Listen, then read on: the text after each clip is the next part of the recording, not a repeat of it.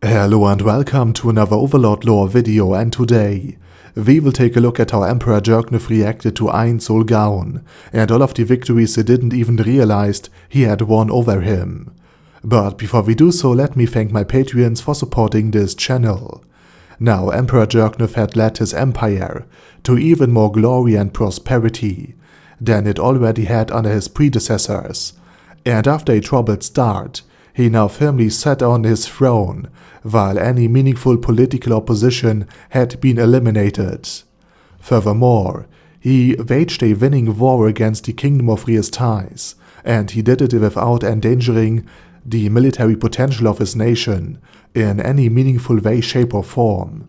And last but not least, his subjects loved and admired him, while he made himself quite a few enemies among the nobility. They were now mostly dead, or left in a state of poverty and powerlessness, while the normal people greatly profited from his reforms and therefore were very grateful to him.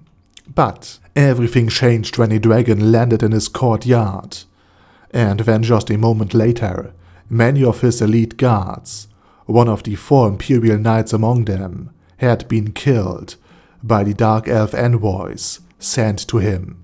Now, many other leaders would have capitulated right then and there, going on their knees, begging for mercy. I mean, can you imagine how pathetic or stupid Philippe would have reacted to it if he had been in the Emperor's palace? I honestly can't. But instead of collapsing before the deadly threat he had been out of nowhere confronted with, he decided to stand up to it and analyze it. And soon enough he noticed how different the 2 elven envoys had been, and developed a plan to guilt Mare into betraying Ainz Ooal Gown's trust once, and then blackmailing him with this transgression. The end goal was to sow enough dissent and distrust that the Great Tomb would collapse in on itself.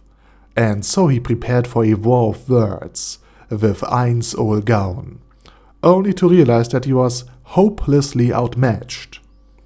The demonstration of sheer, unfathomable might inside the throne room, and the magnificent control Ainz Ooal Gown could exercise over his subjects, meant that Jircniv really couldn't bank on sowing dissent. Therefore he needed to lure Ainz out of his tomb and show the world what a gigantic threat he truly is. So rather than collapsing before the sheer might of Ainz Ooal Gown, the Floor Guardians, or the many high-level beings inside the Great Tomb's throne hall, he still decided to fight back. But he realized that his empire alone would be too weak to resist him, so he formulated another plan.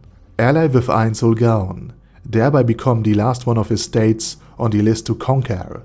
Direct his might away from him by pointing the Sorcerer King's attention to Irantel and the kingdom, handing it to him on a silver platter in order to illustrate his usefulness, but not before asking him to unleash his strongest spell in order to create a breach his knights could exploit. And since the undead would have shown how deadly he truly is, and that he could easily kill thousands on his own, he surely would have made the other leaders, especially the theocracy, realize how big of a threat he truly is, and that a grand alliance would be needed in order to contain and neutralize the threat that the soon-to-be Sorcerer King poses.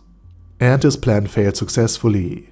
At the Cut's Plain, Ainz unleashed a spell of such magnitude that he alone eliminated the greater part of the kingdom's entire grand army.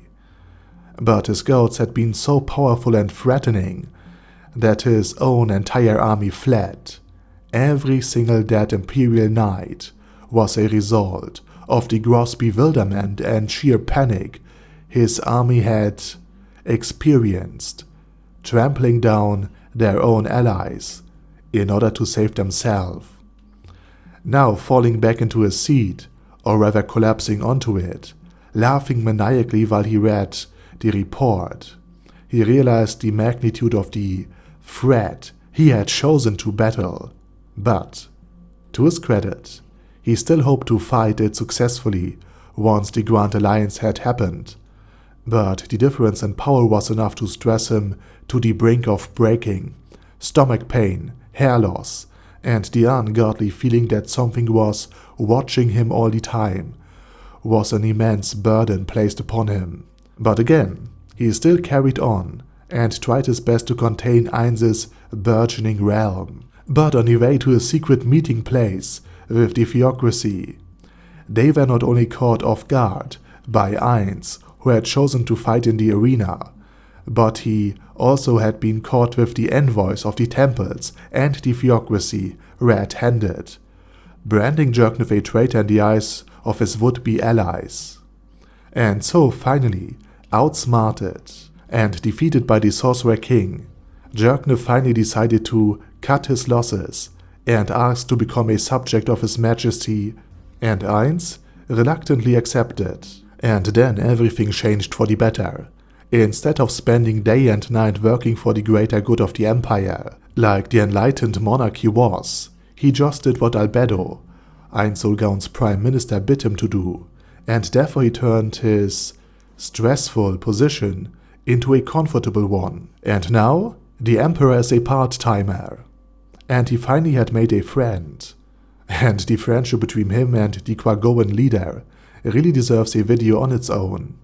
But for now, I say thank you very much for watching, and special thanks to Adam J, Al Capone, Andy, Angel of Death, Bad Guy Yee, Ben C, Boyzilla, Chappie, Chrissy, Conquer All, Dash Dash Dash, Death is Mercy, Diabetic Centaur, Dystopia, Elika Birch Leaf, Phalis Catus, Feral Shivan, Forbus Gurupulon, Gigafight, Ghost of Epicness, Guy with That Head, Hector Marino, Black Phoenix Emperor, Hoss, Huster,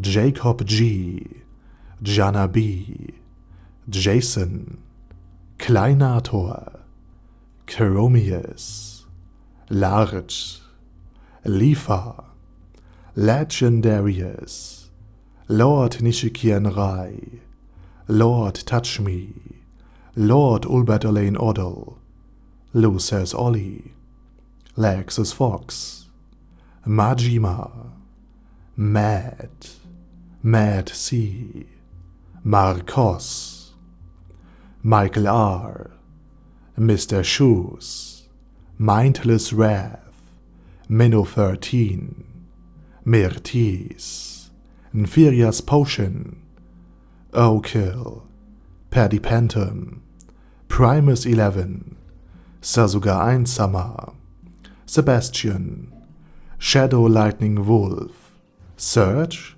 Sparkly Unicorn, Sunlight, The Mad Alien, The Orc Warboss Rock Edsmasher, Ultra Suck, Vash Hawkeye, Venture Fanatic, Zoggo Bane of a Lot, and Zonagon. Thanks guys. Anyway, have a nice day, and I hope to see you all again soon on my next video. Over and out.